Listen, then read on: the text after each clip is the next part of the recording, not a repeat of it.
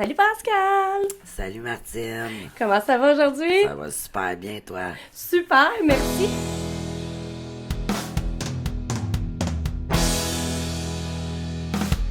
Sinon, c'est ça au niveau de l'autre hébergement que j'aimerais amener. Puis ça, c'est pour un peu répondre à la question des services. Encore une fois, il n'y en a pas partout, mais il y a des hébergements qu'on appelle de deuxième étape. Donc, où est-ce que là, l'hébergement va être un peu plus long que qu'est-ce qui est offert en maison d'hébergement, première étape d'urgence. Là, on peut appeler ça là, sous différents noms. Donc, euh, donc c'est ça. Fait qu'il y a aussi ça pour celles qui ont besoin davantage de sécurité pour quelconque raison. Encore une fois, il y a des évaluations qui sont faites en conséquence et tout. Puis d'ailleurs, ben, justement, on va avoir dans les prochaines semaines, on n'a vraiment pas la date encore, mais on va avoir une entrevue avec une coordonnatrice de maison deuxième étape de Montréal. Donc, c'est ça. Fait qu'elle va pouvoir nous en parler davantage.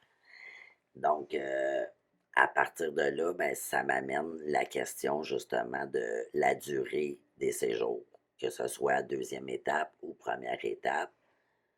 Combien de temps je peux rester là? La question est très bonne et souvent une des plus posées. Chaque maison a son nombre de temps déterminé ou pas. Là, je ne veux pas m'avancer là, sur ça. Mais si on prend par exemple ici, c'est de courte durée. Courte durée, ce qui veut dire c'est le temps de faire certaines démarches, hein, de se mettre en sécurité, de faire des démarches que ça soit au niveau légal ou au niveau juridique, peu importe, là. Mais nous, ici, on ne détermine pas un temps précis. Certaines maisons le font. Ici, ce qu'on demande, c'est que la femme soit dans ses actions, qu'elle soit en train de faire des démarches. Donc, c'est selon la situation, parce que chaque situation est unique et demande une attention différente. Donc, on ne détermine pas précisément, mais ce n'est pas des séjours de longue durée. Mhm. Ouais, puis tu sais, je dirais quand même, en tout cas, moi, j'oserais me prononcer que de façon générale, encore une fois, ça peut être différent, mais c'est vraiment une ressource, là, quand on dit première étape, besoin d'urgence, très temporaire, c'est du 0,3 mois en général que ça varie, même des fois, il y en a qui cessent ça à 2 mois maximum. Donc, puis moi, c'est ça, je vais dire aussi que j'ai vu des femmes être là seulement quelques heures. Et le plus loin que j'ai vu, c'était plus de l'ordre du 4 à 6 mois, mais ce qui est extrêmement rare. Ça varie vraiment beaucoup à 0,3 mois. Tandis que les maisons deuxième étape, là, que on a abordé brièvement, puis qu'on va revenir pour un épisode, ça c'est plus. Encore là, ça peut être du 3 mois à 1 an ou du 3 mois à 2 ans maximum.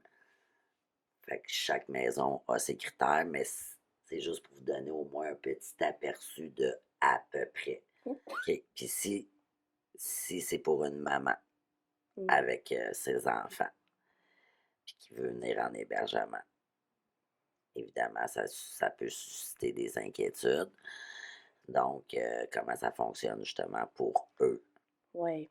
Mais comme si vous avez vu le dernier épisode, tu sais, on a fait une visite, donc vous avez vu là, qu'il y avait des chambres individuelles et des chambres avec deux lits à deux étages, donc qui étaient des chambres plus famille. Donc il y a plusieurs options possibles, en fait, tout dépendant de l'âge des enfants et de la mère aussi, le sentiment de sécurité de tout le monde. Donc, soit qu'ils peuvent être tous dans la même chambre et partager une chambre famille ensemble. Sinon, la mère peut mettre, si elle a plusieurs enfants, ses enfants dans une chambre famille et elle avoir une chambre juste en face. Ouais, ou juste à côté, Oui, dépendamment des maisons d'hébergement, encore exactement. une Là, fois, mais c'est vraiment toujours tout près, à là. proximité où est-ce que là, elle peut être seule Sinon, ben c'est sûr que si on parle d'une femme qui arrive avec son fils de 15 ans, ben il pourra lui aussi avoir une chambre seule. Tu sais, ou famille tout seul, là, mais tu sais, on mélangera pas la mère et son fils de 15 ans, là, c'est pour qu'ils se gardent, tu sais, chacun leur Tout intimité, à là. fait. Ça, c'est respecté, puis tout ça. C'est sûr que chaque maison d'hébergement est différente. Donc, tu sais, là, ce que vous avez vu la dernière fois, c'est une maison. Est-ce qu'il y a d'autres maisons avec d'autres types de fonctionnement? Sûrement. On ne sait pas tout, hein. Donc, mais sinon, c'est une question qu'on peut poser, là, si on a besoin d'hébergement, là, pour se rassurer, là. Oui, puis tu sais, au moment que une femme nous appelle, on est là aussi pour justement répondre aux questions, mais l'objectif aujourd'hui, c'était de justement de vous faire part de ce qui nous est souvent posé pour, c'est ça, essayer de démystifier le plus ça. Euh, Sinon, ça, je pense que ça fait le tour au niveau de l'hébergement. Nos autres services, c'est quoi dans le fond, là? Qu'est-ce qu'offrent les maisons d'hébergement là, en violence conjugale? C'est sûr que chaque maison, comme on le dit, là, ça fait, je pense, près de 100 fois, je le dis dans l'épisode, là, chaque maison est autonome, donc a des services différents. Mais en général, la première des choses, c'est qu'une maison d'hébergement, ça a une ligne d'écoute qui est souvent 24/7. Donc, c'est une ligne téléphonique où on peut appeler pour avoir de l'information, avoir des références, du soutien, qu'on soit une personne victime, qu'on soit un professionnel qui a besoin d'informations ou qu'on soit un proche.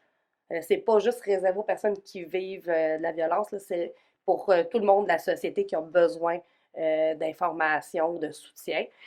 Donc, ça, c'est la première des choses. Comment avoir accès à la ligne? Ben, c'est soit en communiquant avec SOS qui peut vous mettre en contact avec la maison la plus près de chez vous, soit par une recherche Internet, soit en parlant à d'autres professionnels là, qui peuvent aussi vous mettre en contact. Mhm. Sinon, au niveau des services, il y a des services en externe. Ces services-là, c'est des services qui sont pour les personnes qui n'ont pas nécessairement besoin d'hébergement. Euh, Est-ce que la personne, elle n'a peut-être pas encore quitté la relation ou elle a réussi à quitter la relation, mais voudrait avoir des services parce que, inévitablement, vit des conséquences Mhm. suite à cette relation-là. Dans ces services-là, il peut y avoir des services individuels, donc un à un. Il peut y avoir des services de groupe et aussi il peut y avoir des services qui sont plus de l'ordre de la famille, là, avec les enfants aussi inclus là, pour les suivis. Oui, dépendamment encore une fois de l'âge des enfants. Fait que tant à l'interne qu'à l'externe, il peut y avoir des services jeunesse là, qu'on appelle. Ouais, c'est important de mentionner que tous ces services-là sont gratuits, pas que l'hébergement, mais tous nos types de services sont gratuits et confidentiels, évidemment, qui est un autre aspect important des services en violence conjugale, pardon. Puis, c'est ça, au niveau des groupes qui peuvent être offerts à l'externe, euh, ça aussi, la pandémie, ça a eu une incidence là, sur beaucoup de, beaucoup d'outils ou de ressources. Là. Mais, grosso modo, encore une fois, on va parler pour nous, la maison pour laquelle on travaille, on a différents groupes. Donc, on a des groupes de cheminement en externe, on a des groupes de conscientisation en externe, on va avoir éventuellement des groupes mères pour les mamans. On a aussi un groupe actuellement, c'est comme un projet pilote là, qu'on caresse vraiment. Euh, c'est un groupe avec qu'on a prénommé Ekiel, dans le fond, qui est avec des chevaux. Fait que c'est un peu comme de la thérapie là, via, via les chevaux. Fait que c'est ça. Fait qu'on essaie là, de répondre à beaucoup d'aspects. Puis, c'est ça, d'information, de sensibilisation en lien avec nos groupes, à part d'avoir comme objectif principal de briser l'isolement, là, dans le fond. Puis il ne faut pas oublier des services aussi que les maisons d'hébergement offrent. Ben, c'est de la sensibilisation dans des milieux, là. Donc, si vous êtes même employeur, que vous travaillez n'importe où, puis vous voulez avoir d'informations, ben, les maisons d'hébergement sont des bonnes personnes qui peuvent venir faire de la sensibilisation sur la violence conjugale, là. On peut en faire partout, que ce soit dans des milieux de travail, que ce soit dans des écoles, tu sais, secondaires, cégep.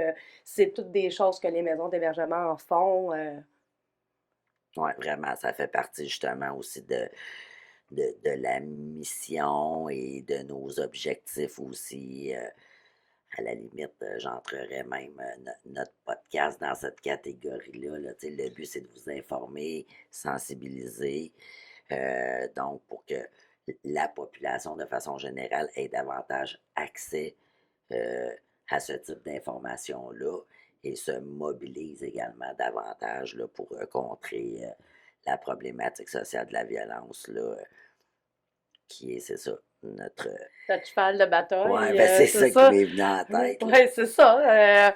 Dans le fond, tu sais, la violence conjugale, pour nous, tu sais, c'est de la lutte Ouais, qu'on fait là, à tous les jours, avec beaucoup de défense de droits aussi, tu sais, par rapport à ça, puis de la visibilité.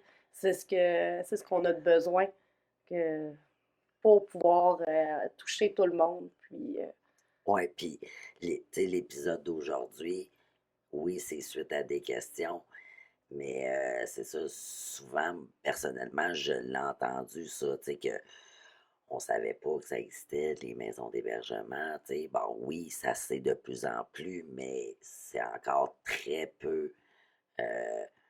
su, là, néanmoins. Donc, ça en fait partie, là, de vouloir justement donner davantage accès à l'information. Moi, je vais juste finaliser parce que la question que tu as nommée, tu sais, moi, ça me ramène des questionnements ou des commentaires que je reçois régulièrement qui est oui, mais moi, je ne veux pas prendre la place de quelqu'un d'autre. Je veux revenir sur ça parce que vous avez votre place ici, si vous en avez besoin. Dans le fond, souvent, les personnes vont dire, ben, j'ai pas vécu de violence physique. Ben, c'est pas une condition à une maison d'hébergement, là.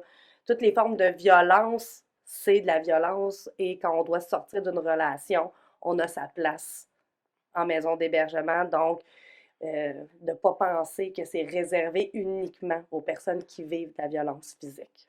Tout à fait. Très bon point. Merci. Puis d'autant plus qu'on sait aussi que c'est au moment des séparations que le degré de dangerosité augmente beaucoup au niveau d'une relation là, de violence conjugale. Donc, ça fait partie des scénarios de protection là, qu'une femme puisse venir temporairement en hébergement, peu importe qu'il y ait eu justement de la violence conjugale physiquement dans le passé ou non. Donc, voilà, je pense qu'on a pas mal fait le tour, puis qu'on a répondu à certaines questions, démystifié davantage. Donc, c'est ça. Je pense qu'on va se retrouver euh, la semaine prochaine. En attendant, ben, on vous demanderait de... Ben, s'il vous plaît, likez, partagez et évidemment, ben, suivez-nous pour qu'on puisse encore être dans vos oreilles et sous vos yeux à toutes les semaines pour le plus longtemps possible, nous le souhaitons. La semaine prochaine, on aborde les mythes et les réalités là, concernant la violence conjugale. Sur ce, Prenez soin de vous. à la semaine prochaine! Bye.